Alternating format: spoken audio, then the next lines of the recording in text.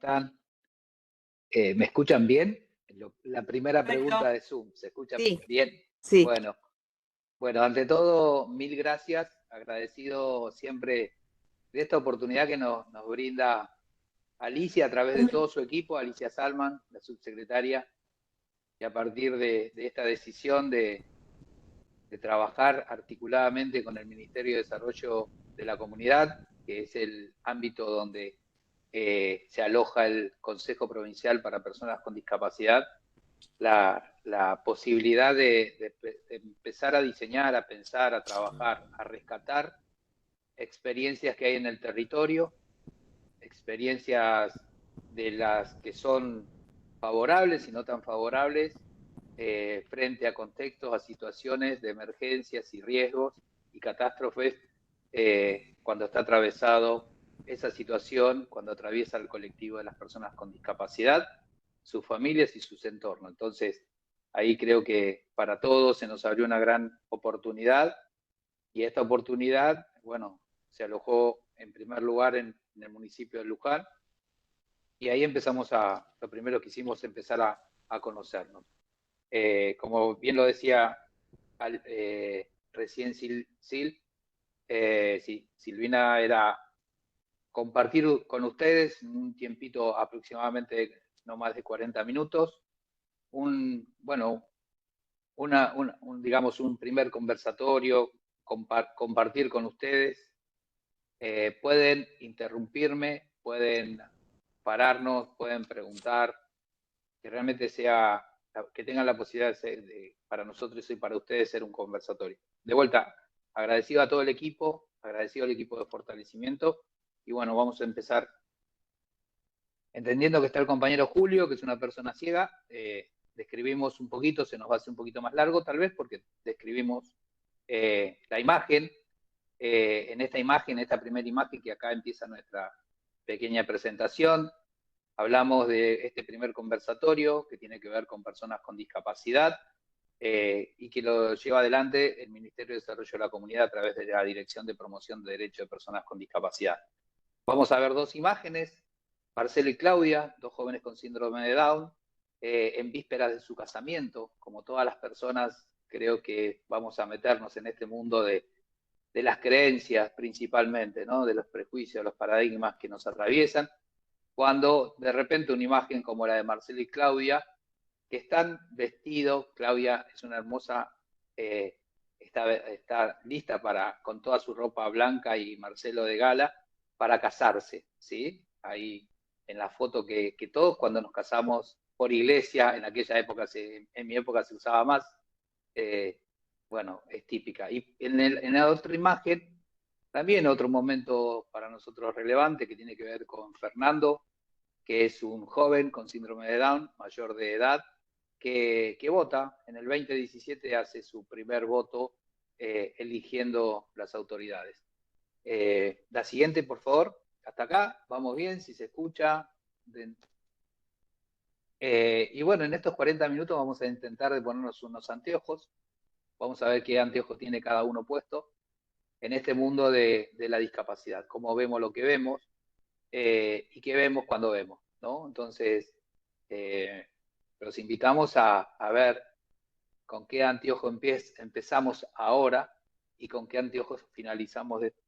Es muy ambicioso lo nuestro, pero bueno, a ver si podemos cambiar un poquito la lente con que miramos la discapacidad. Si bien muchas de las personas que están acá ya son partes. En la imagen se ve un texto que dice creencias en torno a la discapacidad y un par de anteojos. La siguiente.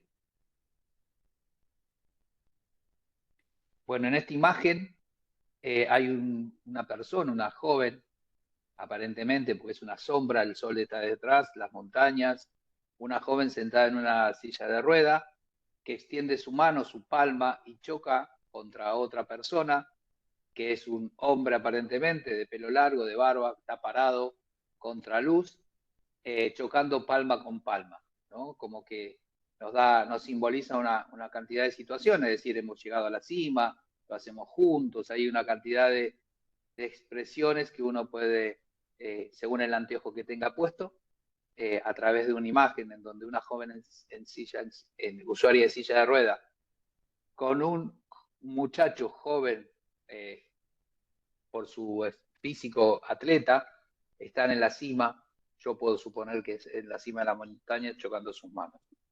Y vamos a hablar un poquito, nos vamos a meter un poquito del universo de la discapacidad, ¿no? De cuántos, ¿no? De cuantificar. Dicen que lo que no se cuantifica no existe, ¿no? Y bueno, en este mundo de hoy vivimos, habitamos este planeta casi 8.000 millones de personas. De estas 8.000 millones de personas, según la Organización Mundial de la Salud, el 15% de esta población mundial viven con alguna condición de discapacidad.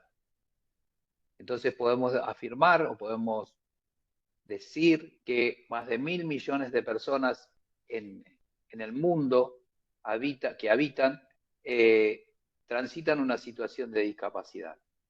Esta situación de vivir en un contexto de discapacidad generalmente se profundiza por cuestiones de pobreza, por eso principalmente estas poblaciones se ubican en los países en vía de desarrollo, subdesarrollados, del tercer mundo o como lo querramos llamar. Claramente la mayor población con discapacidad se concentra en estos espacios de nuestro mundo. ¿Y qué es lo que trae aparejada transitar, nacer con una discapacidad? Y que esto es común a nivel global, no es una cuestión de la provincia de Buenos Aires ni de la Argentina, sino que tiene que ver con un factor común de esta humanidad, que las personas que nacen con una condición de discapacidad van a tener menos posibilidades de acceder a niveles de educación de calidad, van a tener menos posibilidades de capacitarse y de formarse, van a tener menos posibilidades de acceder a la salud, van a tener menos posibilidades de construir un proyecto de vida, de construir una familia, de tener un proyecto de vida. Y esto es común, esto nazca ese joven, esa niña, en cualquier lugar de este planeta, las condiciones de la discapacidad genera, ¿no? Una situación de desventaja. ¿Hasta acá? ¿Vamos bien? Ok. Entonces, trayéndolo más a nuestra provincia de Buenos Aires, nosotros podemos hablar que si este 15% lo calculamos en estos 17 millones de habitantes que estamos en la provincia, y si cada uno hace la cuenta con la población de su municipio o de su provincia, podemos decir que en la provincia de Buenos Aires estamos alrededor de los 2 millones y medio de personas con discapacidad. Es decir, que en uno de cada 4 hogares habita una persona con discapacidad o una familia está atravesada por una situación de discapacidad, ¿sí? Entonces, ahora sí, vamos a presentar otra imagen, otra diapositiva, y nos vamos a meter un poco en las creencias, ¿no? Vamos a ponernos el anteojo que traemos ahora. Y en esta imagen, Julio, hay 3 imágenes que para nosotros reflejan un poco la evolución del concepto de la discapacidad a lo largo de la historia. Un concepto que puede ser tomado como a lo largo de la historia de manera vertical, o también para nosotros a lo largo de esta sociedad, ¿no? Es decir, la sociedad podemos interpretar que piensa hoy de estas 3 maneras. La primera foto, la que está arriba y a la derecha, es una imagen en donde 2 personas arrojan desde un monte, desde una altura, a una persona. No se le puede ver la cara, pero aparentemente es una mujer. Y un poco lo que habla la historia es que a las personas con discapacidad, desde el modelo de la prescindencia, el modelo de prescindir de alguien que no se parecía a nosotros, que no tenía la fuerza de un guerrero, que no podía salir a luchar, que no podía salir a trabajar, se la extinguía, se la eliminaba, ¿sí? El modelo de la prescindencia habla de lo que es distinto, se aparta, se separa. En la imagen que está Debajo, también en el lado derecho, vamos a ver máquinas, una persona sentada en una silla de rueda, conectadas a un montón de cables, y aparentemente una persona con guardapolvo blanco, que la podemos asociar a lo que cada uno se quiere imaginar, está tratando de rehabilitarla, de recuperarla, de que se parezca lo más posible al resto de las personas que no tienen discapacidad. A esto se lo denomina como el modelo médico. Modelo médico, lo que busca o lo que buscaba, o lo que sigue buscando, es que las personas que tienen una discapacidad se rehabiliten y se parezcan a las personas que no tienen discapacidad, es decir, que adquieran la mayor cantidad de capacidades que tienen las personas que no tienen ninguna condición de discapacidad. Y la tercera imagen que está a la izquierda, más ampliada, es una joven con síndrome de Down, Daniela. Ella es una mujer, es voluntaria, ha estado en Naciones Unidas, ha participado en diferentes procesos de liderazgo juvenil, y hablamos en este sentido de cuando una persona, independientemente de su condición, es respetada por el solo hecho de ser persona. Este modelo, que se llama el modelo social y de derechos humanos, es el que está vigente hoy, es del que vamos a hablar ahora, es el modelo que nos habla directamente a la sociedad, dice, el problema no está en las personas, no es que hay que prescindir de ella y arrojarlas al vacío, no es que si la ponemos en una máquina se va a recuperar. Las personas son personas y el problema es la sociedad, que son las que generan las barreras para que esas personas no puedan ser y hacer lo que ellas desean, independientemente de su condición. Este modelo ha sido un modelo que está, como les decía, en vigencia, ha sido una conquista del colectivo de los movimientos de personas con discapacidad. Desde la década del 50 del siglo pasado, las organizaciones, las personas se empezaron a organizar, y ha sido la lucha de los colectivos de personas con discapacidad a lo largo y ancho de todo el mundo, que a través de manifestaciones plantearon esta necesidad de ser reconocidas como personas. ¿Hasta acá? ¿Vamos? Pasamos a la siguiente. Y acá les voy a compartir un gráfico. Esto es un modelo de la discapacidad, y son las formas de entender la discapacidad. Julio, es como un Excel, ¿no? En donde hay cuatro consignas verticales y 4 consignas horizontales, y lo que describe este gráfico son los 3 modelos. Y explicamos qué ideas suelen traerse asociadas, ¿no? ¿Cómo se piensa la discapacidad en cada uno de estos modelos? ¿Qué se hace? ¿Cómo se actúa? ¿No? ¿Cómo responde la sociedad frente a este pensamiento de cada uno de estos modelos? ¿Y qué dice la sociedad de las personas con discapacidad? ¿Cómo ve la sociedad en este modelo de las personas con discapacidad? Entonces vamos al primer cuadrante que nosotros hablamos en el gráfico donde estos 2 hombres arrojaban a esta persona con discapacidad al vacío. Hablamos del modelo de prescindencia. Entonces, ¿cómo piensa la sociedad? Podemos verlo a lo largo de la historia o podemos verlo en nuestras comunidades, porque esto está vigente. Para nosotros, estos modelos interactúan. No es que hemos superado, sino que coexisten uno con otro. Entonces, en el modelo de la prescindencia, la gente, la sociedad, se piensa que la discapacidad es un castigo o una maldición. ¿Por qué a mí? ¿No? ¿Por qué me tocó a mí?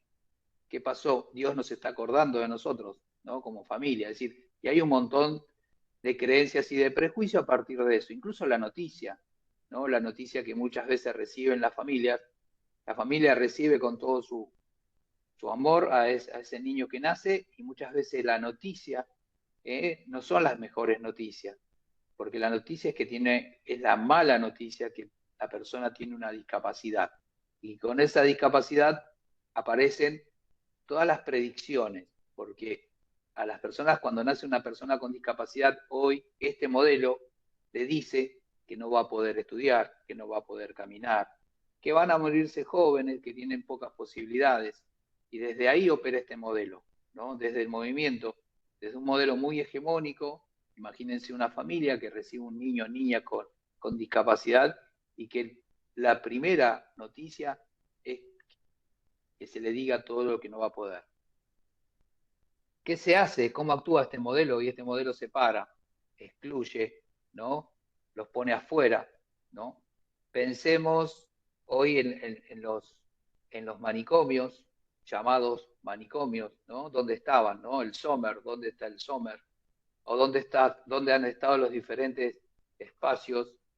Generalmente en estos espacios, cuando uno va a determinados lugares, la misma gente le dice el cementerio y la institución o la escuela especial están afuera de los pueblos, ¿no? En las afueras. Entonces, así opera este modelo, donde excluye, ¿no? Excluye para invisibilizar. ¿Y qué dice la gente? ¿Cómo lo llamamos? Cuando hablamos, qué decimos, ¿no? De esa persona? Y si es Tamara, pobre Tamara, ¿no? Sufre una discapacidad. Hablamos del sufrimiento como consecuencia de esta discapacidad. Y la verdad que no sé si hay sufrimiento o no. Entonces, este es un modelo que si lo podemos transitar, van a ver que lo encontramos en la comunidad. El otro modelo, el siguiente es el médico rehabilitador, en donde para este modelo la discapacidad es una enfermedad que hay que curar, que hay que sanar, ¿sí? ¿Qué se hace? Y terapias, ¿no? Hay personas, niños, niñas que viven, no viven jugando o yendo a la plaza, ¿no? Viven de terapia en terapia. Y la condición, esto es para ver si se puede parecer a las personas que no tienen discapacidad. ¿Y qué dice la sociedad? Tomás es un discapacitado intelectual. Toma medicación para sus síntomas. Es decir, cuando la medicalización es una herramienta que se utiliza para curar la condición de discapacidad. El otro modelo, el que también hablamos, el de Dani, por ejemplo, es el modelo social, donde las personas son personas y donde tienen derechos y donde el entorno es el que discapacita. ¿Cómo actúa la sociedad? Y bueno, cómo debería actuar cada uno de nosotros quitando las barreras, ¿no? Es decir, cómo actuar frente a una situación de catástrofe y riesgo si hay una persona con discapacidad. ¿Es el problema la persona o es el problema son las barreras? Y las barreras muchas veces son el desconocimiento, de no saber cómo actuar, qué decir, qué hacer, cómo proceder. Lo agarro, no lo agarro, le hablo, no le hablo. Y ese desconocimiento, la barrera del desconocimiento es conociendo, sabiendo, investigando, consultando, acercándose a una institución, hablando con la gente que transita una situación de discapacidad. Las barreras del desconocimiento es una limitante nuestra, ¿no? De la persona con discapacidad. ¿Y qué se dice, no? Amanda o Daniela tiene los mismos derechos a participar que cualquier otra Daniela, que cualquier otro pibe de nuestra sociedad. O podemos decir que Juan, si está en una situación de emergencia, tiene el mismo derecho a ser tratado, a ser respetado, a ser evacuado, a ser cuidado que cualquier otro pibe que no tenga una discapacidad. La siguiente. ¿Vamos bien? ¿Alguna pregunta?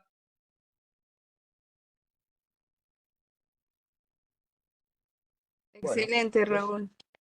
sigo un poquito más y a lo mejor en este gráfico es un gráfico con 4 imágenes separado por un cuadrante que es una cruz y que explica un poco cómo la sociedad o dónde la sociedad ubica a las personas con discapacidad de acuerdo al paradigma que transita.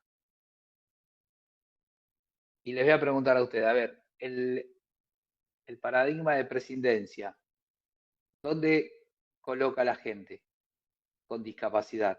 De las 4 imágenes, hay una imagen, la digo para Julio, Hay una imagen, la primera imagen que está arriba y a la izquierda, a mi izquierda, es gente, hombres azules, mujeres rojas, y gente en un círculo todos juntos, y por fuera de ese círculo las personas con discapacidad, separadas. Y dice la palabra exclusión. La imagen que está debajo, a la izquierda, hay mujeres rojas, color rojo, hombres color azul, y hombres y mujeres con discapacidad en un círculo más pequeño, pero todos adentro, solitos. Y la gente de color rojo y azul en un círculo más grande por fuera del círculo chico. Eso se dice integración. A la derecha, hacia arriba, hombres y mujeres, rojos, rojas y azules, en un gran círculo. Y afuera, en un círculo pequeño, todas las personas con discapacidad, en un círculo pequeño pero bien separado. Eso se llama segregación. Y abajo, a la derecha, un círculo donde hay una cantidad de personas que están todas habitando el mismo círculo. Eso se llama inclusión. Ahora les pregunto, ¿cuál es el modelo de presidencia para ustedes? ¿En qué modelo habita la presidencia? ¿Cuál es la imagen que ustedes lo relacionan?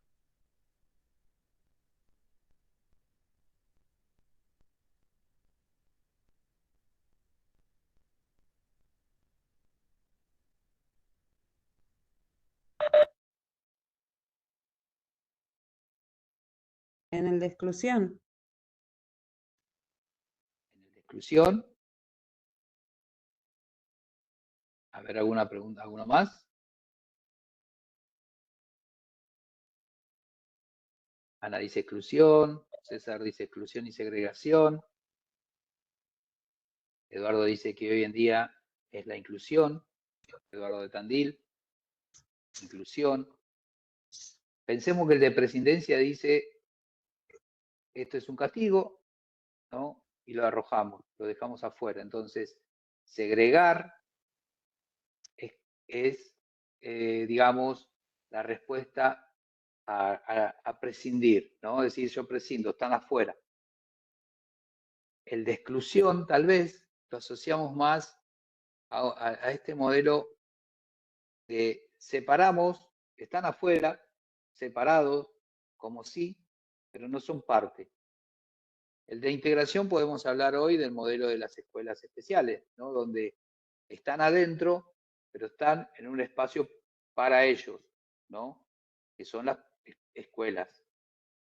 Y el de inclusión, podemos hablar de un montón de espacios de inclusión, en donde las personas comparten sus espacios. La siguiente.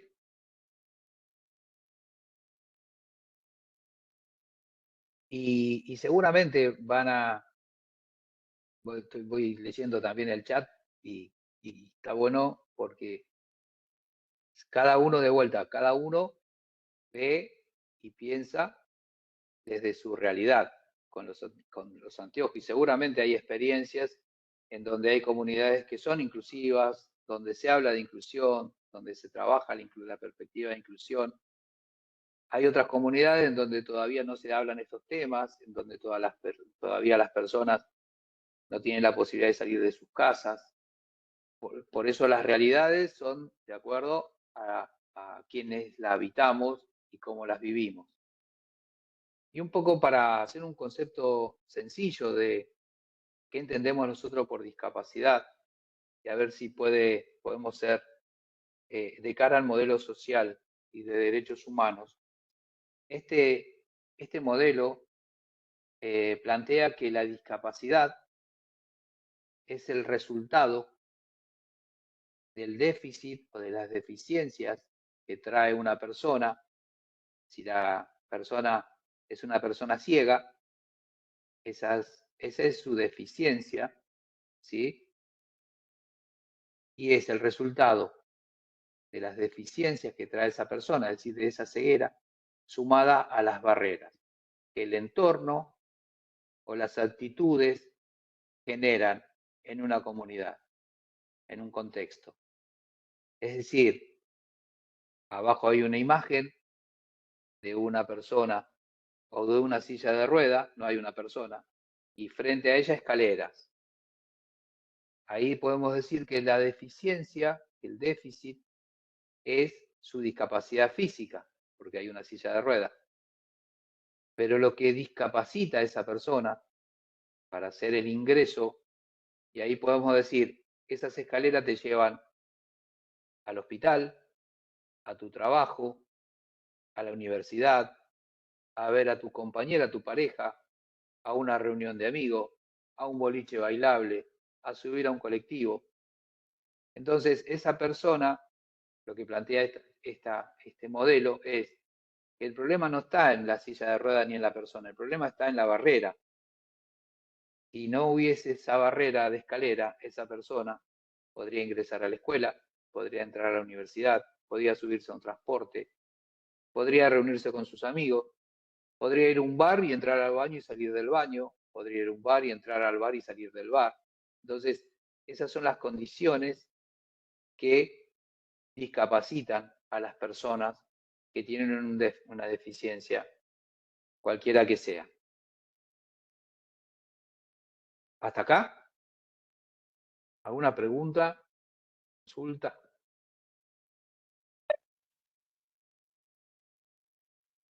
Marcela, Alejandra, dedito para arriba. Dejo. Entonces, digo, si yo sería, pero estamos con poquito tiempo, pero bueno, si nosotros entramos con un par de anteojos que veía a la discapacidad como pobre pibe, no digo que pase acá, ¿no?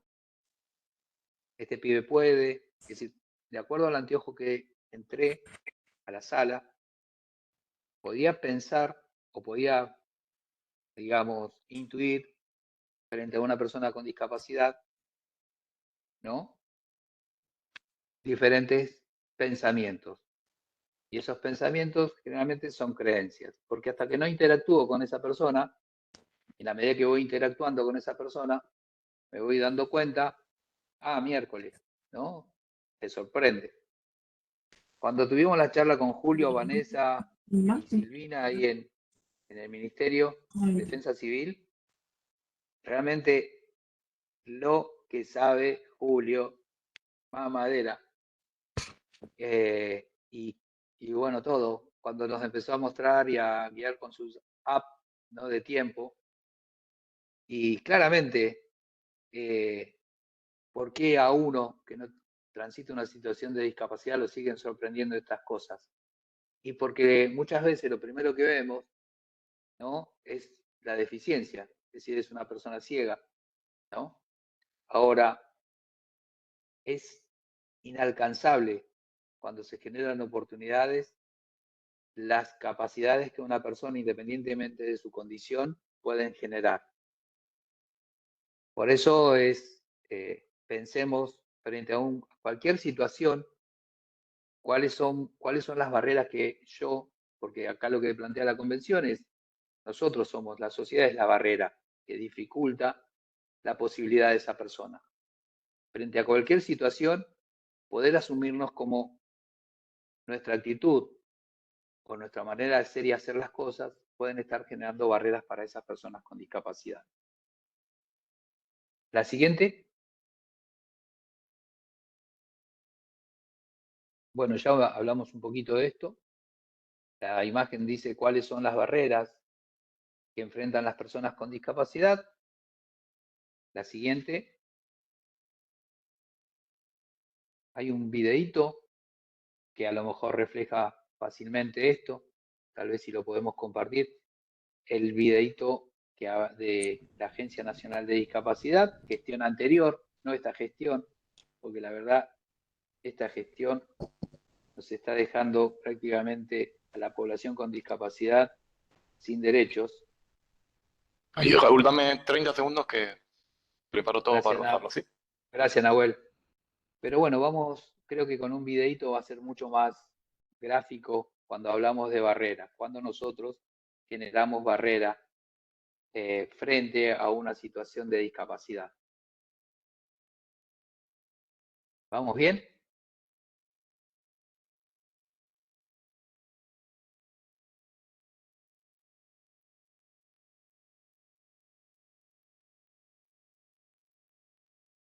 según el tiempo me quedan 10 minutitos, ¿no, Dani? Vamos con el tiempo. Sí, Raúl. Sí, sí. Estamos bien.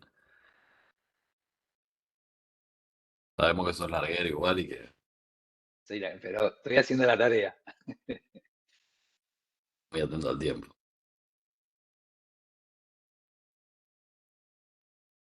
La verdad que es muy lindo pensar en equipo, ¿no? Como después van a escuchar la experiencia de Julio, de Juanma, incluso de Dani, de lo lindo que ha sido algunos encuentros que hemos tenido. Bueno, no voy a contar el final de la película. A ver, ahí comparto el video. Dale. ¿Me dicen si se escucha el audio del video? Vale.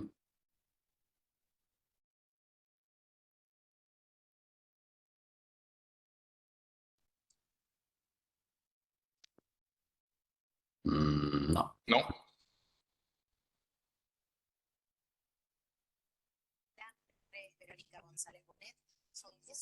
A ver, denme 10 segundos a ver.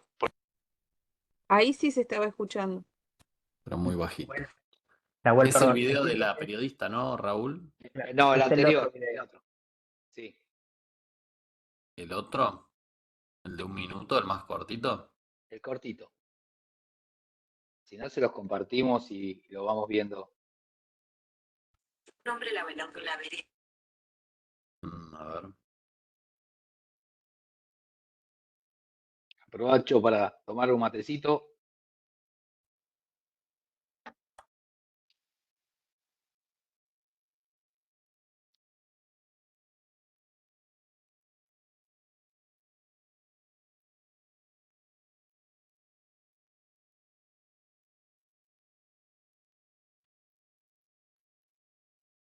Sí, Eduardo, comparto con vos que hay ciudades que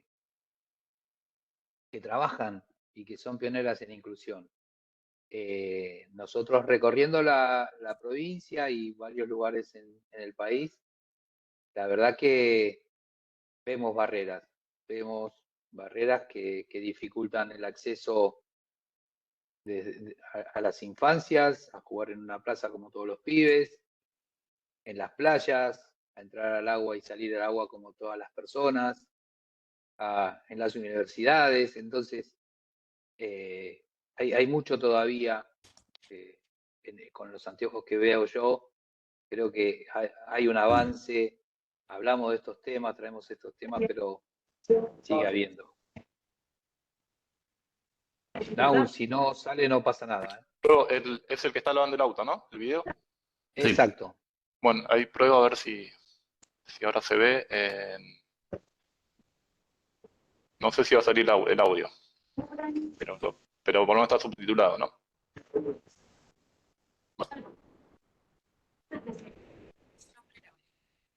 Se acerca una ciega con su bebé en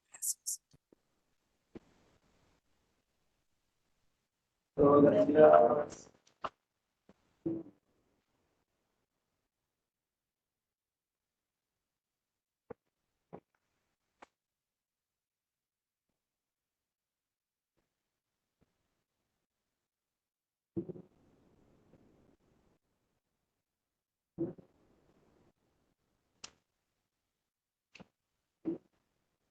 No se escucha.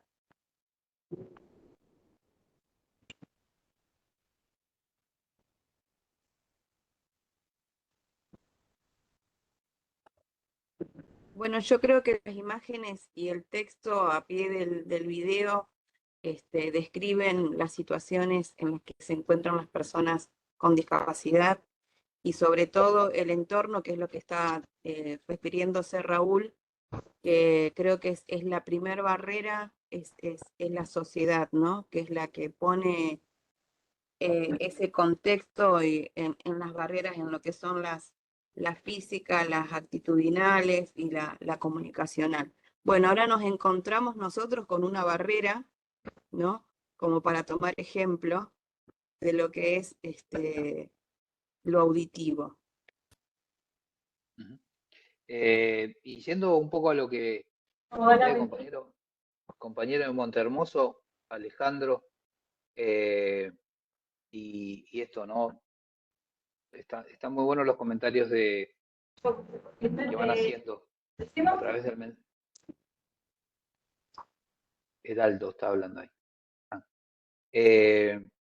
Mirá, la convención hay un tratado internacional que se llama Convención Internacional de las Personas con Discapacidad.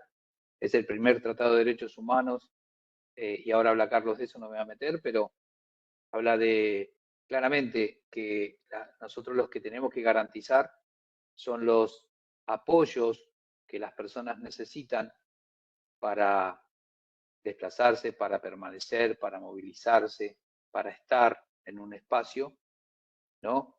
Y todos aquellos ajustes que sean razonables, ¿no?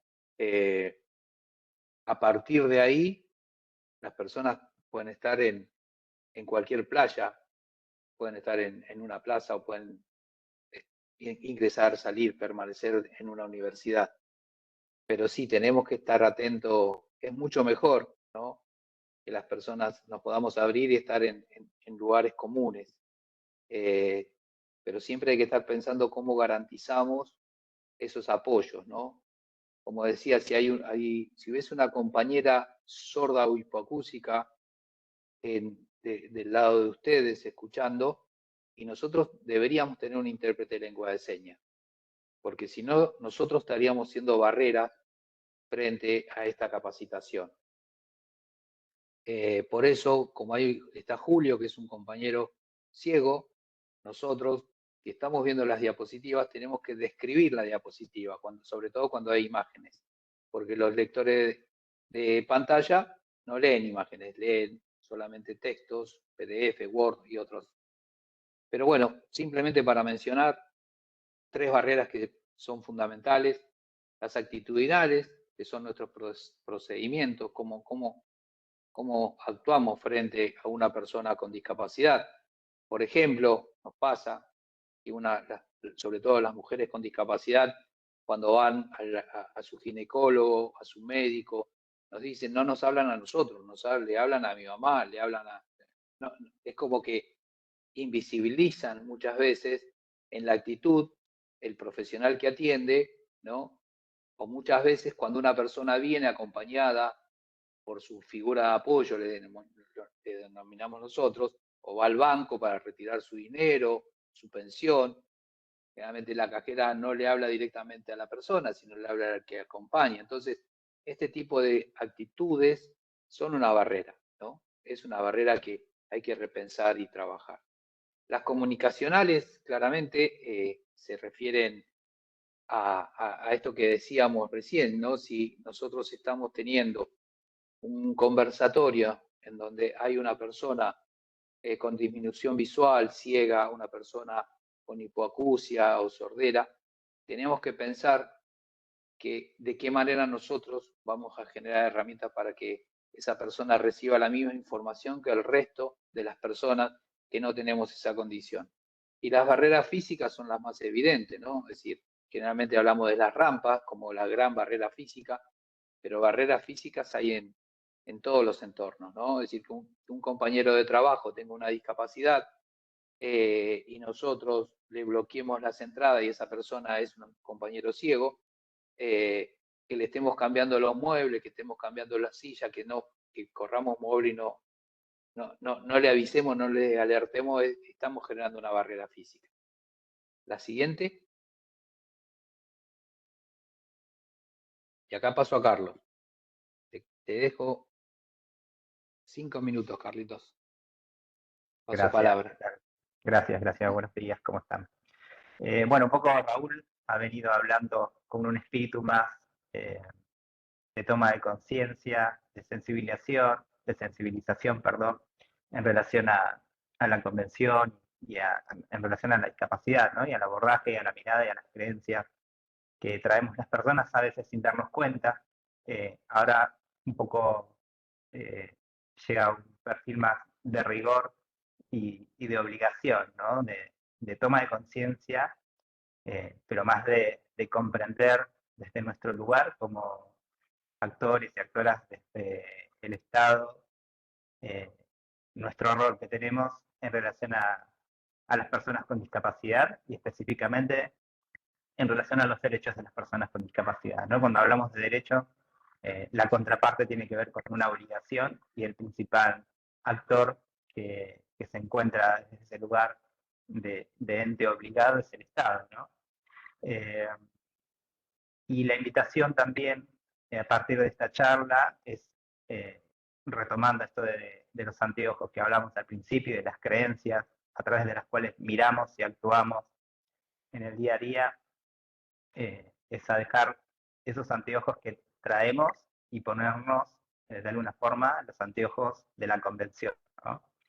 En esta primera imagen, donde bueno, está el título, el nombre de la Convención sobre los Derechos de las Personas con Discapacidad, hay una imagen que acompaña a su costado de unas mujeres con discapacidad manifestándose, podemos decir, con un cartel que una de ellas porta que dice "Sin violencia, por igualdad y libertad", ¿no? Esta es una marcha, una actividad el día 8M.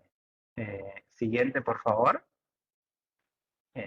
Un poco también para comprender el espíritu de la Convención. Hablábamos, como decía Raúl, del primer Tratado de Derechos Humanos del siglo XXI, y un Tratado de Derechos Humanos que a su vez es una buena práctica en relación a la discapacidad, porque ha sido un tratado que ha sido desarrollado, diseñado, redactado por personas con discapacidad y organizaciones de personas con discapacidad que trabajan en la temática durante todo un proceso bastante largo, iniciado por Naciones Unidas, pero que contó con la participación y aporte de las personas con discapacidad, ¿no? Y es el único tratado de derechos humanos que cuenta con eso, ¿no? Por eso la gran riqueza de la Convención y su clara impronta eh, de manifestación del modelo social de la discapacidad que hablaba Raúl al principio, ¿no? Del nada sobre las personas con discapacidad sin las personas con discapacidad. Y esta misma convención, y queremos resaltar el artículo 4, dentro de las obligaciones generales, que habla que cuando haya que tomar decisiones sobre las personas con discapacidad, los gobiernos, los estados, tenemos la obligación de consultar a personas adultas y también niños y niñas con discapacidad a través de sus organizaciones, ¿no? Y la imagen que acompaña a este texto es la de un joven con discapacidad hablando por un micrófono con unos audífonos puestos que podríamos interpretar como que está relatando algo a través de una radio o a través de algún programa. Pero bueno, o sea, lo vamos a ver seguramente más tarde a través de una buena práctica que trae este conversatorio de hoy en relación específicamente a situaciones de emergencia, pero la importancia y la relevancia de consultar a las personas con discapacidad y a sus organizaciones al momento de diseñar una política pública, una medida de atención ante situaciones de emergencia o ante distintas cuestiones que involucren la vida de las personas con discapacidad. Siguiente, por favor. Y acá mencionamos a modo de ejemplo algunos de los derechos mencionados en la Convención. La Convención, quienes somos actores del Estado, tenemos la obligación de conocerla, obviamente de trabajar para su aplicación, pero también de velar por su cumplimiento, ¿no? O sea, tenemos la exigencia de cumplir con lo que menciona la Convención y también de velar para que las demás personas cumplan, ¿no? con esto. Dentro de algunos derechos protegidos que se mencionan en la Convención hay muchos más. La invitación es que a partir de este encuentro, quienes no la conozcan la puedan leer, la puedan consultar, la puedan utilizar para el diseño de las acciones y estrategias que cada uno va y cada una va desarrollando desde su espacio, ¿no? O sea, pareciera raro, ¿no? Hablar de estos derechos, decir, tiene que venir una convención internacional a plantear que las personas con discapacidad tienen que ser tratadas en igualdad de condiciones que las demás personas, que tienen derecho a formar una familia y a comenzar su propia vida, que tienen derecho a vivir de manera independiente en la comunidad, a trabajar en el trabajo que ellas elijan y a ganar un salario digno, que tienen derecho a ir a la misma escuela que cualquier otro niño o niña o adolescente o estudiante universitario que tienen derecho a llegar a lugares y hacer uso de los espacios y servicios públicos, que tienen derecho a votar y a expresar sus opiniones sobre leyes y las políticas que les afecten, que tienen derecho a participar en la vida cultural, en los deportes y en las actividades recreativas. Decimos, bueno, es llamativo que tenga que venir una convención a expresar esto, a obligar al Estado y a la sociedad a garantizar estos derechos, pero claramente estamos atravesados por un contexto que sigue vulnerando día a día estos derechos y que demanda el cumplimiento y la protección de estos derechos, ¿no? Bueno, en la imagen vemos a una persona con discapacidad, con síndrome de Down, con un diploma en la mano y con un sombrero de graduado que representa esto, ¿no? La posibilidad de acceder al estudio, por ejemplo. Siguiente, por favor. Y acá ya terminamos nosotros con nuestra parte que tiene que ver específicamente con perspectiva de discapacidad, con la convención y el modelo social, y dejamos en manos de quienes siguen. No sé si habrá alguna consulta o un comentario, pero bueno, agradecemos su escucha. Gracias, Carlos. Raúl, ¿querés agregar algo más? ¿O le damos continuidad y... No, después vamos respondiendo a algunas cositas Bueno, que dale. causabas Sí, dale. interesantes del grupo. Cerramos entonces esta parte y abrimos. Pero sí, pasamos a los Bueno, compañeros. Gracias. continúo brevemente. Gracias, Raúl, y gracias, Carlos, por, por la claridad de sus conceptos, porque siempre es muy interesante escucharles.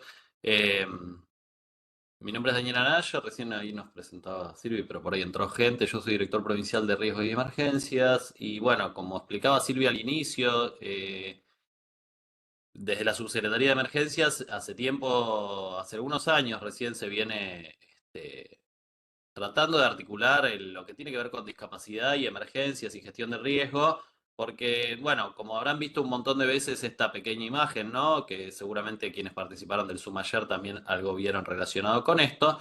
La construcción de riesgo, digamos, más allá de las amenazas, que muchas veces son amenazas naturales, tiene que ver con las vulnerabilidades. Las vulnerabilidades que son una construcción social, ¿sí? Y en ese sentido, pensar la discapacidad se vuelve algo muy importante. Uno en principio, si se parara, como explicaba recién Raúl, en un modelo médico o en un modelo hegemónico, pensaría la persona con discapacidad es una persona más vulnerable.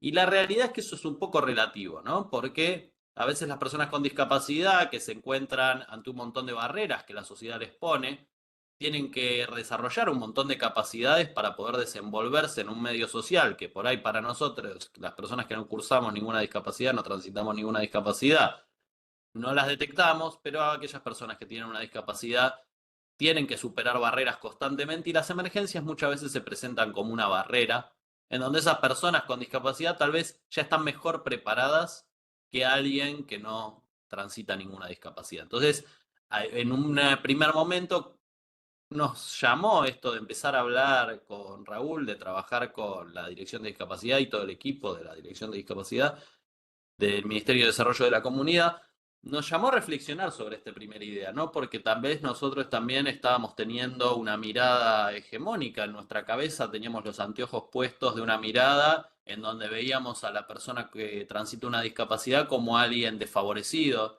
veíamos tal vez que era alguien vulnerable, y de pronto eso es un poco más complicado, ¿sí? No es tan lineal. Y como decía Raúl también y Carlos, como el lema es que nada por las personas con discapacidad sin las personas con discapacidad, nada por sin, eh, nos interesó empezar a trabajar con áreas de discapacidad, con los municipios, porque bueno, fuimos desarrollando algunas experiencias que ahora va a explicar un poco más en detalle Juan Manuel de Luján, Silvi de nuestra dirección provincial, de la Dirección de Coordinación de Emergencias. Porque lo que tenemos por delante, digamos, tenemos más desafíos por delante que el recorrido que hemos hecho realmente. Esto de empezar a pensar las emergencias y la discapacidad en conjunto, de pensar la construcción de sociedades más resilientes, teniendo en cuenta la dimensión de la discapacidad, es algo que posiblemente está poco transitado y está poco recorrido. Y en ese sentido, valorizar la experiencia de las organizaciones que trabajan con discapacidad, porque son las que pueden ayudarnos a construir comunidades más preparadas para las emergencias. Invitar también a más municipios a contar más adelante también sus experiencias. Nos interesa trabajar en conjunto porque tenemos mucho por delante en lo que tiene que ver con la comunicación del riesgo, la comunicación de alertas, la comunicación de la información vinculada a emergencias. Tenemos mucho para trabajar en cuanto a la coordinación entre las áreas de las protecciones civiles, de bomberos, de guardavidas y las áreas de discapacidad que tienen un aporte muy valioso para dar. En las emergencias, si no incluimos a las personas con discapacidad con una mirada específica que haga justamente a su especificidad, posiblemente vamos a generar tal vez más afectación o más daño o una emergencia dentro de la emergencia general. Entonces, para evitar eso, nos parecía importante empezar a instalar que esta mirada es algo que tenemos que tener, principalmente porque todas las personas que no estamos transitando una discapacidad, a veces, como contaban ahí en el chat, ¿no? De repente uno no sabe cómo dirigirse, no sabe barreras que tenemos por no haber afrontado situaciones o no tener incorporado en nuestra formación eh, el abordaje de situaciones que incluyen a personas con discapacidad. Entonces, nos parecía interesante también empezar a instalar esto en la formación del personal que está vinculado a las áreas de emergencias y a las áreas de gestión de riesgo, y justamente porque trabajar en la reducción de riesgo es trabajar en esto. Le paso la palabra a Silvi, retomo esto, recalco que lo que tenemos por delante tenemos más desafíos por delante, digamos, que el recorrido que hemos hecho, y en el recorrido hemos logrado algunos aportes valiosos que ahora nos detendremos. Pero bueno, un poquito para la mirada, Silvi, si querés tomar vos la palabra, para la mirada de la subsecretaría en materia de discapacidad y de lo que queremos proponer como forma de trabajar en conjunto en las emergencias y la gestión de riesgo desde la perspectiva de discapacidad y la discapacidad de la perspectiva de la gestión de riesgo. Sí, tal cual, y esto a lo que voy más o menos a esbozar es reafirmar todo lo que vino describiendo Raúl sobre discapacidad, lo que habló el compañero también de discapacidad del equipo, Carlos, lo que dijiste vos, Dani, o sea, todo lo que vamos sumando, más los chats que estamos recibiendo. Y bueno, este es un material, es un flyer que está dentro de lo que es un recurso para leerlo, para aplicarlo dentro de la página de la subsecretaría, y que cuando uno habla de gestión de riesgo inclusiva y sobre todo con perspectiva de discapacidad, estamos planteándonos varias acciones, ¿no? Que son, las que plantean acá son 5, que son, una de las acciones es diseñar planes de emergencia que incluyan a las personas con discapacidad, y justamente lo que veníamos hablando, y acá nos paramos en un precepto que lo trabajan desde los derechos humanos y desde la Convención de los Derechos de las Personas con Discapacidad, que bien lo nombrara Carlos, que es nada sobre nosotros sin nosotros. Y esto apunta a que es fundamental para diseñar planes de emergencia, en este caso para los gobiernos locales, para las instituciones, también para los protocolos de emergencia dentro de las instituciones, que esas estrategias sean elaboradas con la participación directa de las personas con discapacidad. Porque quienes más que ellos están atravesando diariamente diferentes tipos de barreras, y qué más importante que contar con sus experiencias, ya que están enfrentando día a día estas barreras, ¿no? Entonces creo que es importante, creemos que es importante que estas medidas permitirían, ante cualquier evento adverso o de emergencia, poder recibir la asistencia, los recursos necesarios y sobre todo, yo creo que es lo más importante, que es contribuir activamente en la toma de decisiones. Por eso es que hoy también está invitado nuestro compañero Julio, quien va a hacer después sus aportes de de la experiencia, desde su trabajo. Y otra de las acciones que se estuvo hablando también es empoderar y apoyar a las personas con discapacidad para que desarrollen sus capacidades. Y esto creo que es básicamente en el acceso a los recursos, a las oportunidades, al apoyo necesario para que puedan alcanzar todo el potencial y participar activamente en la sociedad. Asegura que las personas con discapacidad puedan no solo protegerse y adaptarse frente a situaciones de emergencia, sino que creo que lo más importante es liderar y colaborar en la planificación de las respuestas. Otra de las acciones es desglosar los datos para monitorear la inclusión. Y en esto creo que hay que repensar mucho cuál es el compromiso y la intervención que se hacen desde los diferentes municipios cuando se elabora un plan de emergencia o se hace un mapeo de riesgo. Que básicamente creo que lo más importante es recabar y tener información detallada y registro sobre las necesidades específicas o sobre la población con discapacidad existente en esa comunidad. ¿Por qué es importante tener estos registros? Porque creemos que al momento de una emergencia, cuando hay que actuar, debemos saber la localización de esas familias, de esas personas, qué tipo de discapacidad tienen, qué necesidades específicas se van a necesitar en el momento de evacuarlas, a dónde se las va a evacuar, que esto tiene que ver con los albergues temporarios de emergencia, en qué condiciones están también esas emergencias.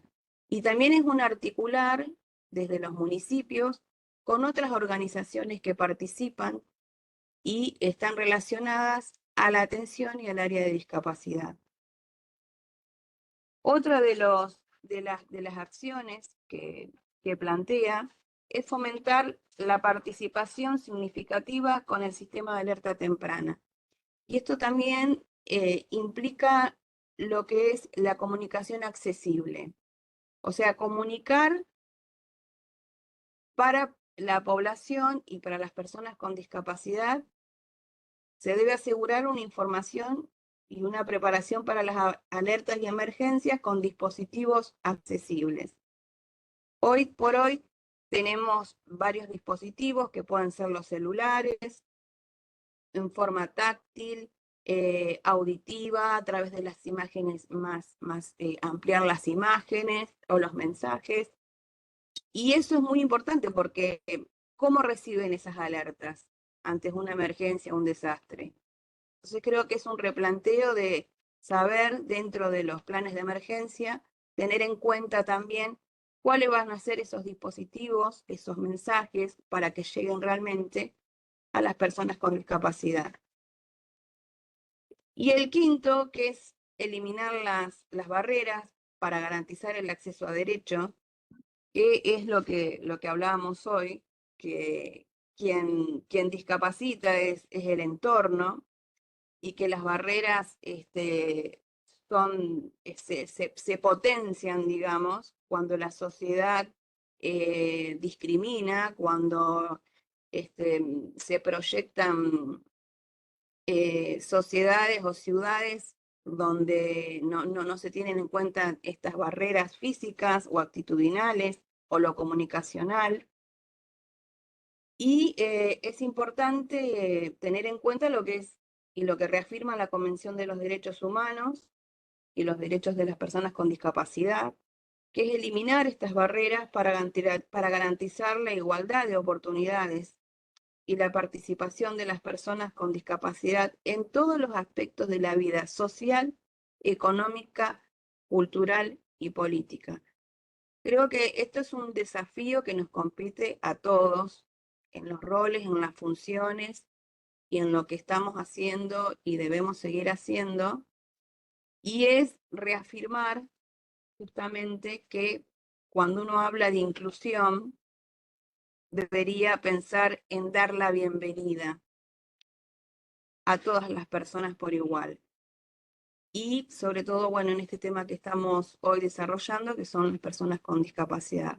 Por lo que pensamos que una comunidad con inclusión, con elementos facilitadores, que tiene que ver la propia comunidad y con los recursos también, es una comunidad con resiliencia, con seguridad y también con protección, y que se puede mejorar en todos los aspectos, pero siempre y cuando se tenga en cuenta dentro de los actores sociales a las personas con discapacidad.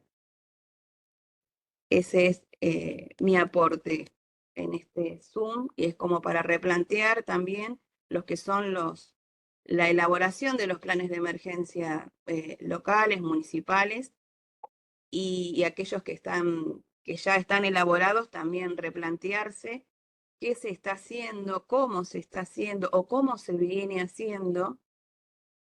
Una emergencia, se aborda una emergencia, una situación de riesgo con las personas con discapacidad, la población con discapacidad.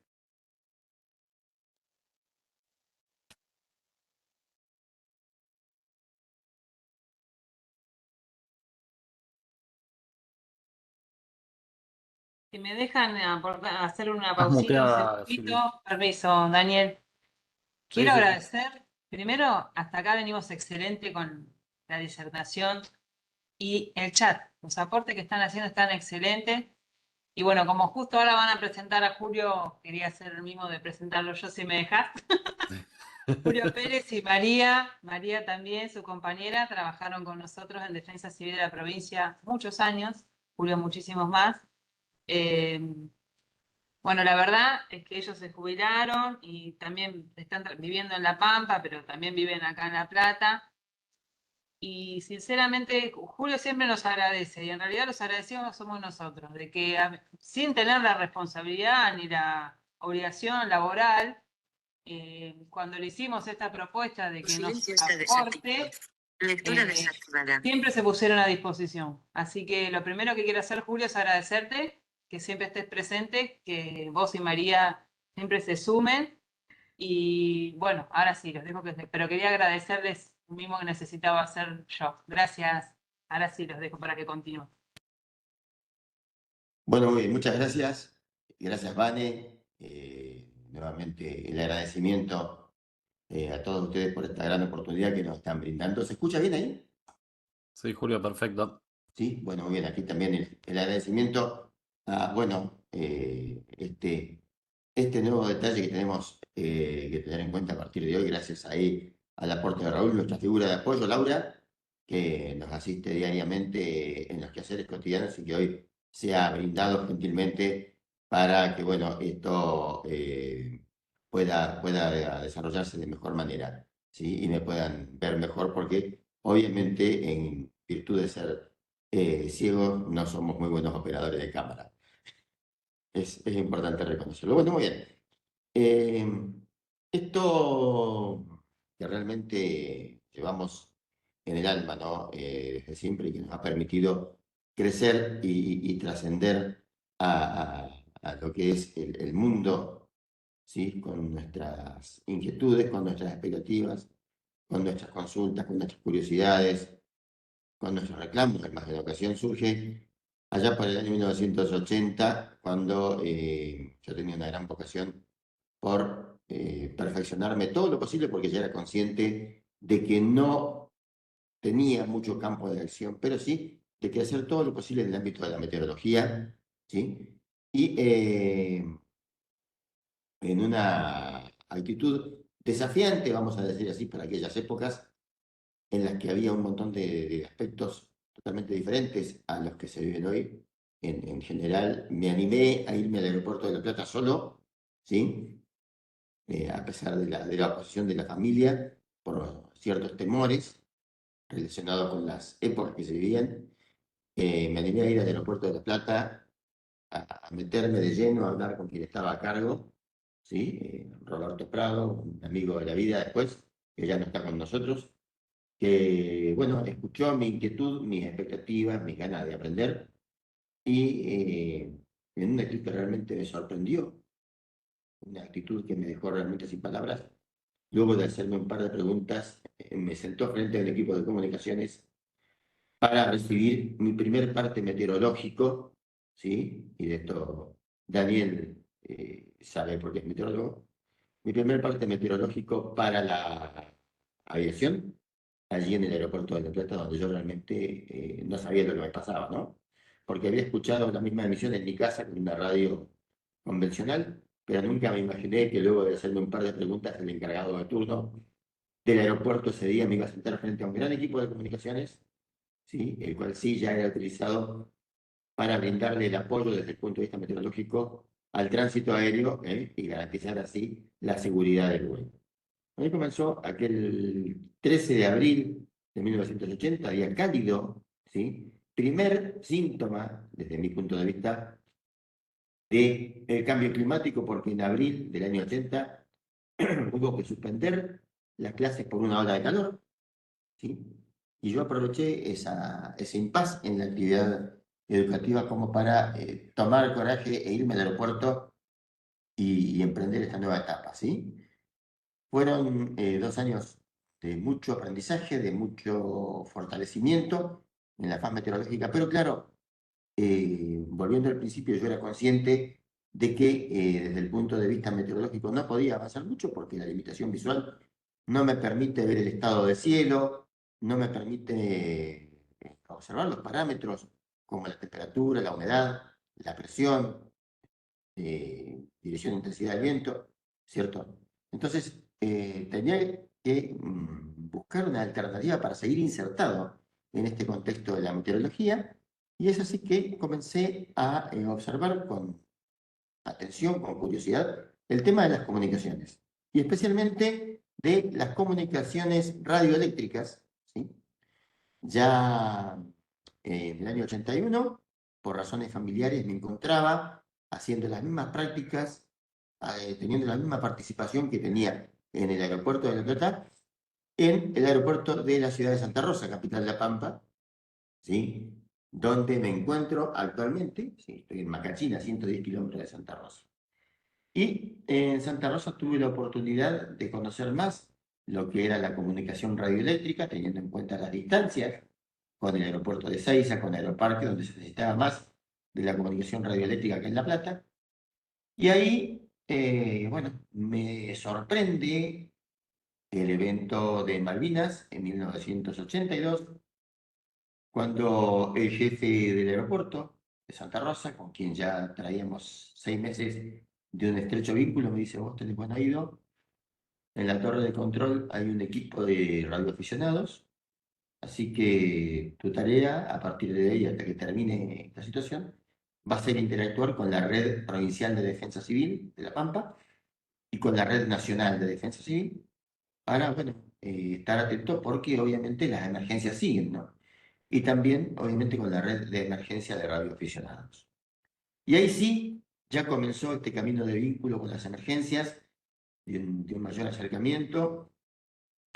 Para principios del año 83 ya estaba gestionando mi licencia de radioaficionado, ya tenía mi equipo de radio, ya colaboraba como voluntario en las comunicaciones en emergencia de la provincia de La Pampa. Estoy hablando de principios del año 1983. Estoy hablando de verano, estoy hablando de época de incendios forestales. Una de las mayores, si no la mayor hipótesis de... Vamos a ver qué. Bueno, a ver. Continúo. Si no la mayor hipótesis, una de las mayores hipótesis de riesgos en la provincia de La Pampa, ¿sí? Me toca, como radioaficionado, en mis primeros años, colaborar de manera activa con la red de emergencia, como dije anteriormente, Defensa Civil La Pampa, también algo con Defensa Civil de la provincia de Buenos Aires, ¿sí? Donde, bueno, tenía la voluntad de colaborar, pero ni remotamente me imaginaba que así por junio de 1986 iba a estar comenzando mis actividades de manera formal, de manera oficial, en el contexto de la defensa civil, ¿sí? Me tocó abordar, junto con miles de colegas, la emergencia por inundación del año 1985 en la provincia de Buenos Aires, donde, bueno, se producen gran cantidad de daños, ¿sí? El más recordado y el más vigente en todas, en nuestra memoria es la desaparición de la UEP Pecuén, ¿sí? Ya desde el año 86 en adelante, como personal de la provincia de Buenos Aires, continuar con la atención de las emergencias por inundación, por eventos severos, tornados en Junín.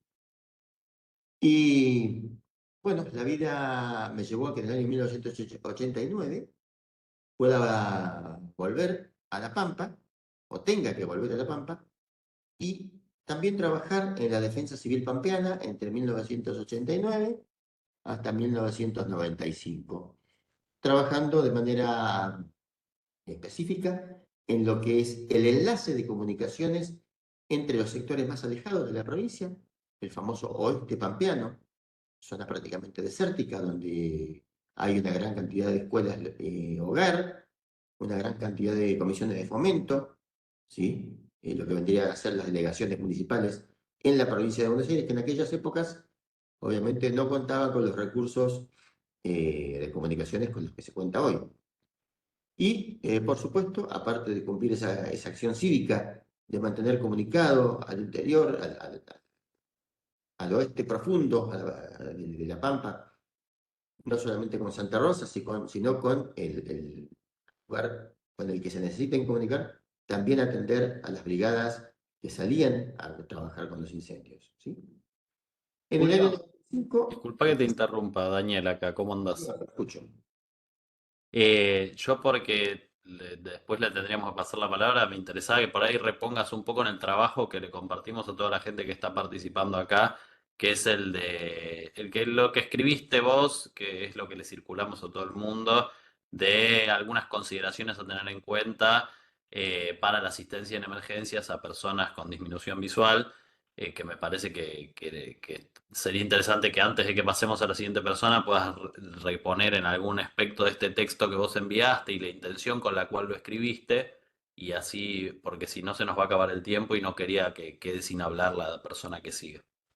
No, ningún problema, por eso justamente yo esta breve síntesis iba a terminar en esto, ¿sí? Que vos estás mencionando. Bueno, en 2003 volví a la provincia de Buenos Aires, a la Defensa Civil Bonaerense, con una gran experiencia, ¿sí? En la que inclusive me tocó trabajar en apoyo al 911, tuve la posibilidad de capacitarme en lo que tiene que ver con el 911, conocer el conurbano a fondo, conocer todos los lugares más increíbles de conurbano, con las experiencias más increíbles. Y también a partir de 2003, ya con el nuevo concepto de gestión de riesgo, comenzar a incursionar en la gestión de riesgo, ya no solamente en la defensa civil como un concepto netamente respuestista, sino que incursionar en el concepto de gestión de riesgo en el cual se aborda la prevención, ¿sí?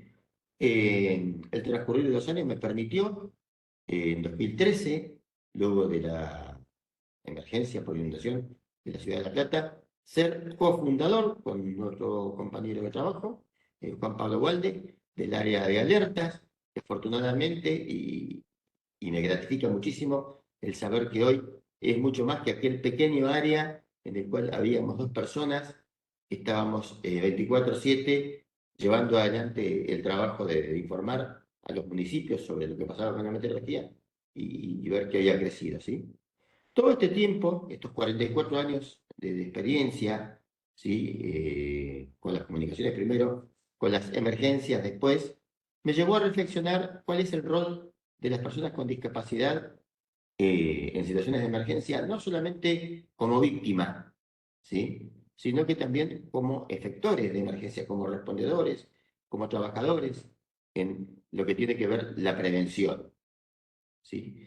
De ahí que en el año 2017 me decido a volcar ese pensamiento en este documento al que recién hacía referencia a Daniel, ¿sí? En el cual expongo un poco la situación de las personas con discapacidad visual, la situación de las familias, la actitud de las familias con respecto a las posibilidades que tiene una persona con discapacidad visual, eso de que el impacto que siente la familia, y a lo que se refería hoy, si mal no recuerdo Raúl, en un principio cuando se entera de que el recién nacido, la recién nacida, viene con una discapacidad, y cómo ese impacto de pronto les quita la posibilidad de dejar desarrollar a esa persona y que esa persona se desarrolle y colabore en un momento en el cual se presente una emergencia, ¿no es cierto? Volcar un poco eso, esas realidades que se presentan, y también las realidades que se pueden presentar cuando el personal de protección civil, de defensa civil, los bomberos, la policía, van a rescatar cómo deberían actuar, cómo deberían moverse ante una persona con discapacidad visual, teniendo en cuenta, ¿sí? El escenario que rodea a esas personas con discapacidad, teniendo que tener precaución con los elementos de complejidad, con los equipos que tienen, que son equipos costosos, equipos difíciles de conseguir, ¿sí?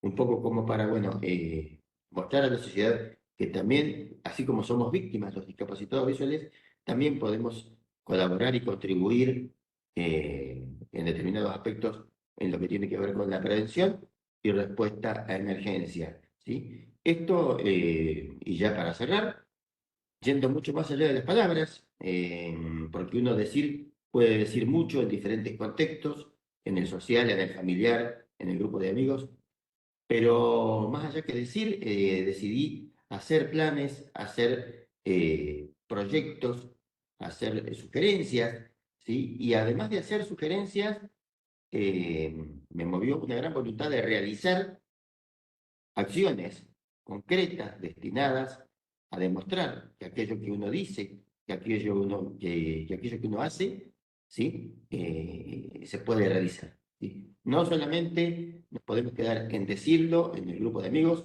en hacer un plan sentado en nuestra mesa, sino que en realizar estas tareas, estas acciones, estos eventos de concientización sobre la comunidad, sobre las autoridades, sobre todo lo que podemos las personas con discapacidad y sobre todo lo que pueden hacer nuestros pares respondedores, porque yo me considero un efector en emergencia, tanto en la prevención como en la respuesta, al momento de tener que atender las necesidades de una víctima con discapacidad. Muchas gracias.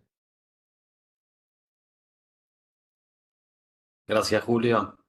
Gracias por tu participación y ahí tienen quienes quieran leerlo, el texto que escribió Julio. Y ahora, Juan Manuel, si querés continuar vos, contando un poquito la experiencia que hicimos en Luján durante el año pasado, que me parece que es interesante que podemos también replicar o tratar de trasladar a otros municipios.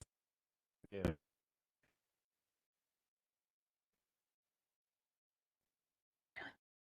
Todo lo aportado por Julio, por Raúl, por Carlos. Bueno, venimos trabajando muchísimo también con Daniel, Nahuel, con todo el equipo, con Ignacio Matalolo, que es una de las cabezas acá en Luján de Defensa Civil. Una de las cuestiones que estuvimos trabajando el año pasado, voy a tratar de ser concreto y conciso, fue incorporar la perspectiva de riesgo, en la perspectiva de discapacidad en la gestión de riesgo, teniendo en cuenta y tomando como base todo el trabajo realizado por Defensa Civil y el trabajo que se hizo durante las inundaciones que tuvo Luján.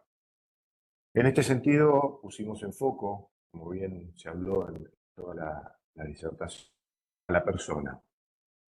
Y acá es donde empezamos a plantear cómo poder abordar posibles evacuaciones cuando hay algún familiar que tenga algún tipo de discapacidad.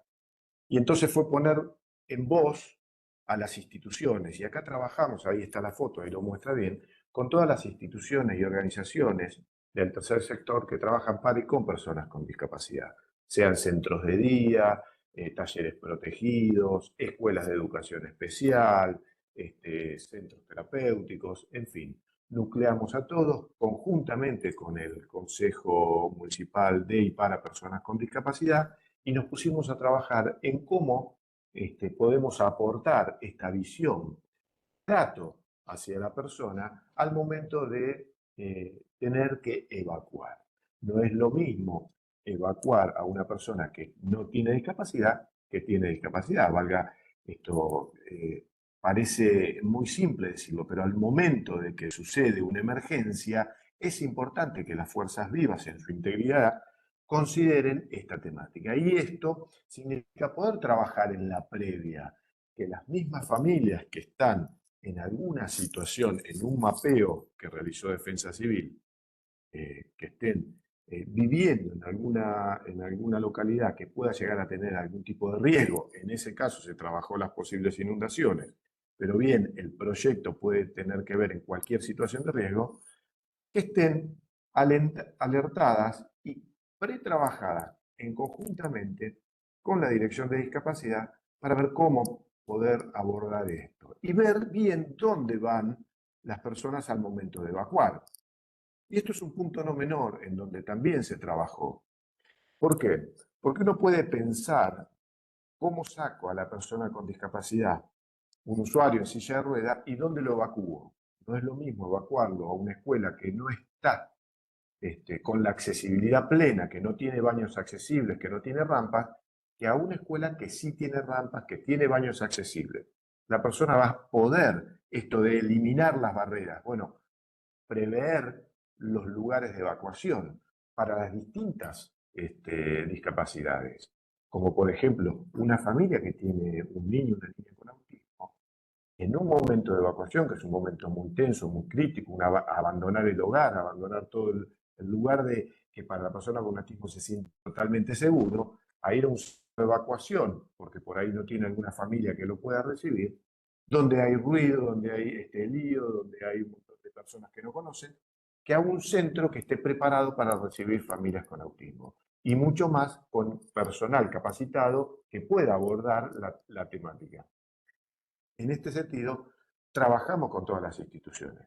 Ahora bien, un paso muy importante desde la gestión de la política pública era ver cómo afrontamos este desafío, cómo hacemos un acuerdo con las instituciones que abren las puertas.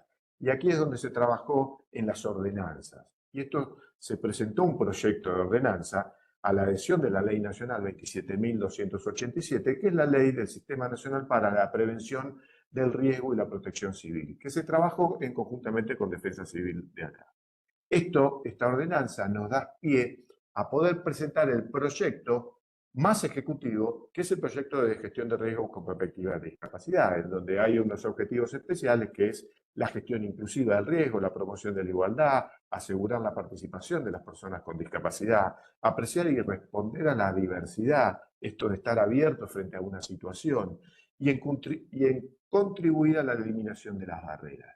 Esto parece un punto no importante, pero es fundamental. Y aquí es donde se está trabajando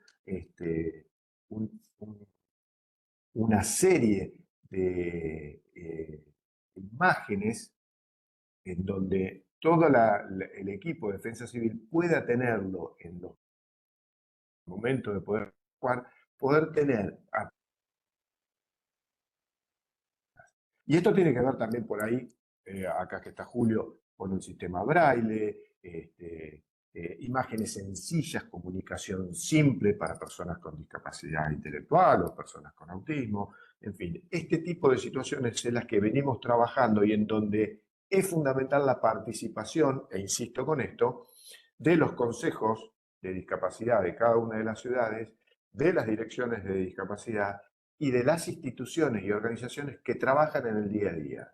Parece lo menor, pero por ahí una institución que trabaja en un lugar donde no tiene aparentemente una situación de riesgo en un mapeo que puede llegar a definir Defensa Civil, sí tiene familias que participan e integran la institución que viven en lugares donde el mapeo puede ser la situación de riesgo. Aquí por eso es importante la participación y el modo de comunicación y alerta temprana. Esa articulación y la comunicación fluida de Defensa Civil, desde quien maneja la gestión de riesgo a la Dirección de Discapacidad, en articulación con el resto de las instituciones para poder llegar a la familia. Y esto es un poco lo que se estuvo trabajando. Es importante los proyectos de ordenanza que adhieren a la ley y el proyecto de gestión de riesgo con perspectiva de discapacidad. No sé si fui un poquito claro, pero traté de apurarme y ser conciso por el poco tiempo que tenemos, Daniel. Clarísimo, Juan Manuel. Muchas gracias también.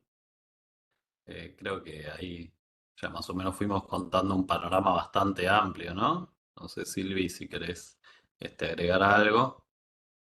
Sí, la verdad que es muy interesante este espacio, no solamente para ser escuchado, sino también uno va leyendo los chats y bueno, nosotros tenemos un par de preguntas abiertas para si las quieren ir respondiendo, para tenerlas en cuenta también. Y hace poco Vanessa me contó de una experiencia muy importante, no sé si estará la compañera de Lesama, sobre una capacitación que se hizo dentro de la Defensa Civil con la discapacidad de TEA.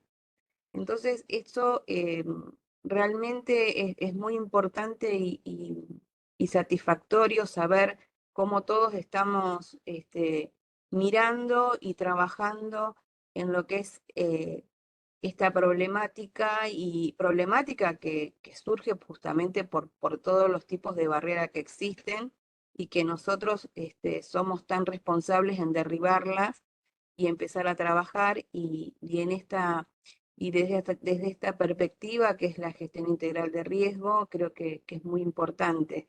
Por eso esta experiencia de Julio, este aporte tan importante que nosotros subimos el documento de Julio para que lo tengan en cuenta, porque ahí está todo el tiempo y los años de su trabajo, su conocimiento.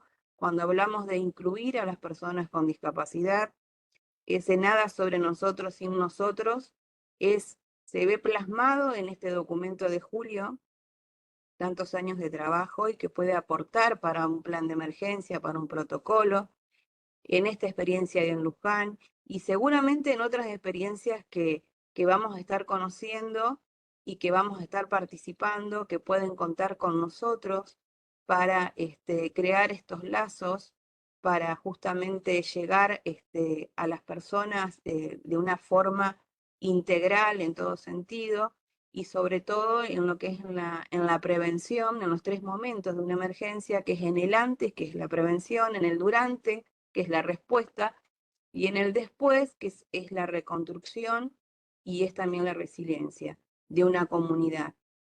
Y porque sabemos que las emergencias nos afectan a todos, que nos pueden causar estrés, nos pueden causar diferentes situaciones emocionales. Entonces, cuando pensamos en las personas con discapacidad, creo que eso se potencializa y nosotros como referentes y estamos con responsabilidad pública, debemos hacer que esos derechos y el ejercicio de esos derechos se puedan cumplir. Creo que eso es un cierre de lo que venimos hablando y creo que es muy importante tenerlos en cuenta y creo que esto se ve en este Zoom y está plasmado en las opiniones y en lo que cada uno fue compartiendo. Por eso creo que es un espacio enriquecedor, que sería bueno que el que quiera puede abrir los micrófonos, hacer alguna pregunta, que estamos a disposición.